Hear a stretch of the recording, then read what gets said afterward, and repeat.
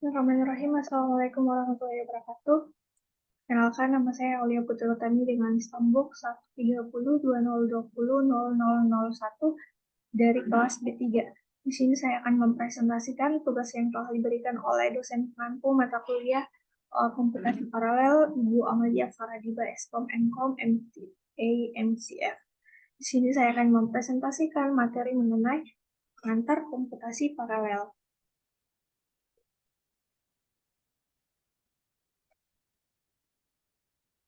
Oke.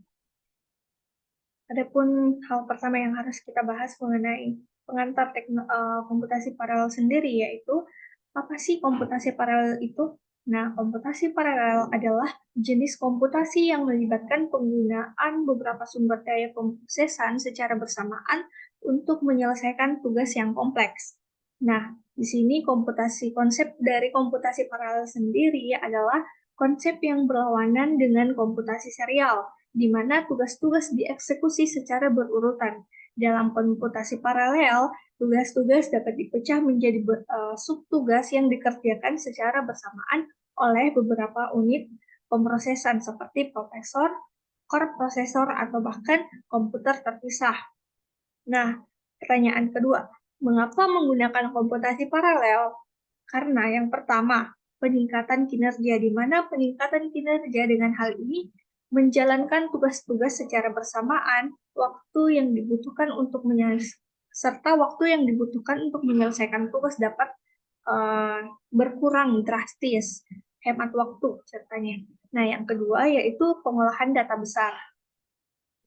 Kenapa pengolahan data besar? Karena komputasi paralel memungkinkan pemrosesan dan analisis data besar, atau yang biasa disebut dengan big data, dalam waktu yang lebih singkat. Yang ketiga, efisiensi energi. Kenapa efisiensi energi masuk dalam alasan mengapa penggunaan komputasi paralel? Karena komputasi paralel dapat menghasilkan efisiensi energi dengan mengoptimalkan penggunaan sumber daya. Yang terakhir, penyelesaian tugas yang rumit. Nah, kenapa digunakan komputasi paralel? Karena biasanya kita itu melaksanakan tugas-tugas yang sangat rumit, yang tidak bisa digunakan secara serial.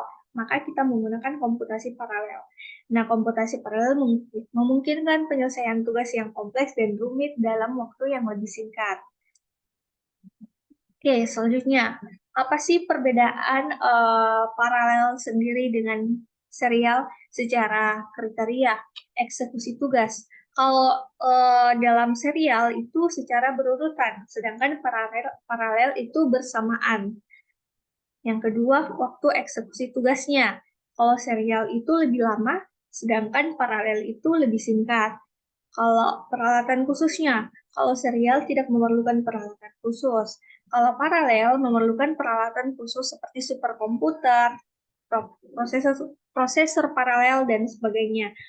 Yang keempat, ada skalabilitas, di mana serial tidak mudah untuk ditingkatkan, sedangkan paralel itu lebih mudah untuk ditingkatkan dengan menambahkan prosesor atau sumber daya paralel. Yang terakhir ada aplikasi. Nah, secara serial itu tidak memerlukan pemrosesan sekuensial yang intensif, sedangkan paralel digunakan dalam aplikasi yang memerlukan pemrosesan sekuensial yang intensif atau simulasi kompleks, pemodelan cuaca, pemrosesan gambar, dan analisis data besar.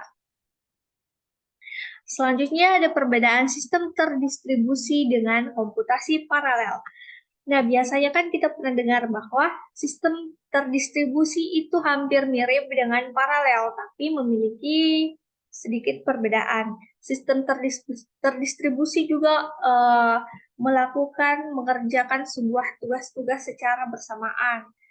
Paralel juga seperti itu, tapi mengenai konsep sistem terdistribusi itu sistem di mana sejumlah besar komputer dan sumber daya terhubung untuk bekerja bersama dalam jaringan yang terdistribusi. Sedangkan secara konsep komputasi paralel, yaitu teknik komputasi yang melibatkan penggunaan beberapa unit pemrosesan secara bersamaan untuk meningkatkan kinerja pemrosesan.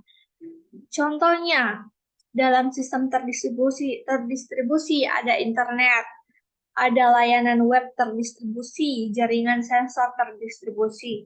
Sedangkan contoh dari komputasi paralel, ada grid komputasi, cluster komputer, serta superkomputer. Nah, adapun arsitektur komputasi paralel sendiri yaitu suatu sistem komputer yang terdiri dari beberapa prosesor atau CPU yang bekerja secara bersamaan untuk menyelesaikan suatu tugas. Arsitektur komputasi paralel ini memiliki beberapa jenis antara lain shared memory, distributed memory, dan hybrid memory. Apa sih itu shared memory? Pada arsitektur shared memory, semua prosesor memiliki akses ke memori yang sama. Hal ini memungkinkan prosesor untuk berbagi data secara langsung tanpa perlu melalui komunikasi jaringan. Keuntungan dari arsitektur shared memory ini adalah kemudahan dalam pengembangan aplikasi paralel, namun kelemahannya adalah adanya bottleneck pada memori yang dapat memperlambat kinerja sistem. Sedangkan distribusi memori pada arsitekturnya yaitu setiap prosesor memiliki memori sendiri dan tidak dapat diakses oleh prosesor lain. Komunikasi antara prosesor dilakukan melalui jaringan. Keuntungan dari arsitektur ini adalah skalabilitas yang tinggi dan tidak adanya bottleneck pada memori. Namun, kelemahannya adalah kompleksitas dalam pengembangan aplikasi paralel. Yang terakhir, hybrid memory. Nah, hybrid memory ini menggabungkan kedua jenis arsitektur sebelumnya, di mana ada share memory dan distribute memory. Beberapa prosesor memiliki akses ke memori yang sama, sementara yang lain memiliki memori sendiri dan terhubung melalui jaringan. Keuntungan dari arsitektur ini adalah fleksibilitas dalam pengembangan aplikasi paralel, namun kompleksitasnya lebih tinggi dibandingkan arsitektur share memory. Nah, dapat dikatakan bahwa hybrid memory ini adalah pelengkap atau pilihan untuk meningkatkan dari hybrid share memory dan distribute memory. Oke, selanjutnya ada model pemrograman paralel, di mana pemrograman paralel adalah teknik pemrograman yang digunakan untuk memecahkan masalah besar dengan cara membaginya menjadi beberapa bagian yang lebih kecil dan menyelesaikannya secara bersamaan pada beberapa prosesor. Teknik ini memungkinkan peningkatan kinerja dan efisiensi komputasi pada sistem paralel. Ada Message Passing Interface atau MPA, yaitu model pemrograman yang memerlukan proses berkomunikasi secara eksplisit melalui pesan. Yang kedua ada OpenMP adalah model pemrograman yang memanfaatkan thread untuk menjalankan tugas pada suatu prosesor. Yang terakhir ada OpenACC, di mana model pemrograman untuk akselerator seperti GPU yang menyertakan pengikat umum dan direktif bahasa C.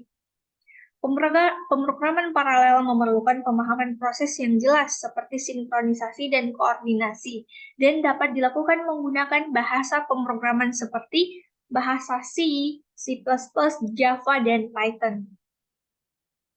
Adapun jenis-jenis komputasi paralel yang sering digunakan yaitu ada komputasi paralel pada jaringan atau yang biasa disebut dengan network level parallelism, di mana komputasi paralel pada jaringan network level parallelism melibatkan pemrosesan yang terdistribusi di beberapa node jaringan. Ini terjadi ketika tugas atau komputasi diparalelkan melalui berbagai node atau mesin jaringan. Contohnya, grid komputasi atau komputasi terdistribusi adalah contoh komputasi paralel pada jaringan. Ketika membagi tugas pemrosesan kompleks menjadi beberapa bagian yang dikerjakan di berbagai mesin di jaringan, ini adalah contoh komputasi paralel pada tingkat jaringan.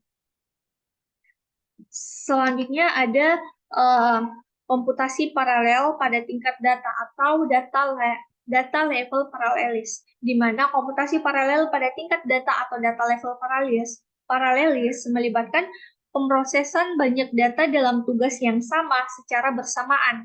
Ini adalah teknik di mana operasi yang sama diterapkan pada setiap elemen data secara bersamaan.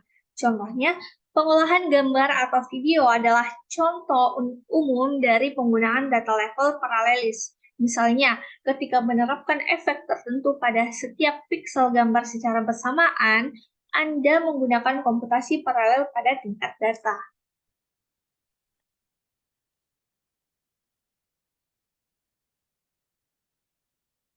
Oke, selanjutnya ada pun keuntungan dan tantangan komputasi paralel.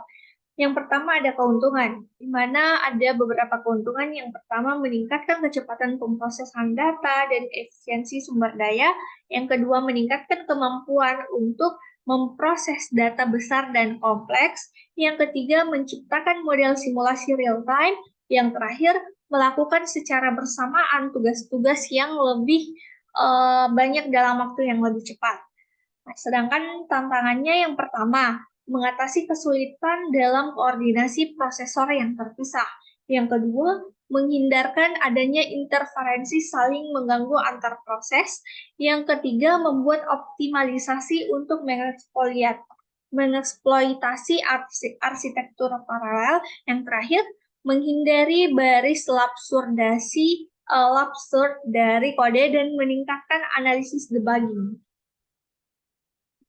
Adapun beberapa aplikasi komputasi paralel, yang pertama ada analisis data besar, di mana komputasi paralel dapat digunakan untuk memproses data besar dengan cepat dan efisien, seperti pada analisis data bisnis dan keuangan. Yang kedua ada simulasi dan prediksi, di mana komputasi paralel dapat digunakan untuk melakukan simulasi dan prediksi dalam berbagai bidang, seperti ilmu fisika, kimia, dan meteorologi. Yang terakhir ada grafik dan multimedia. Komputasi paralel dapat digunakan untuk memproses grafik dan multimedia dengan cepat dan efisien, seperti pada rendering, gambar, dan video.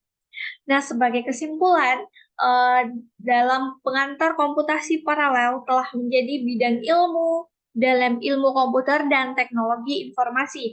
Meskipun memiliki tantangan tersendiri, penggunaan teknologi ini dapat menghasilkan efisiensi pemrosesan data yang luar biasa dan sangat berguna bagi banyak aplikasi dalam berbagai industri.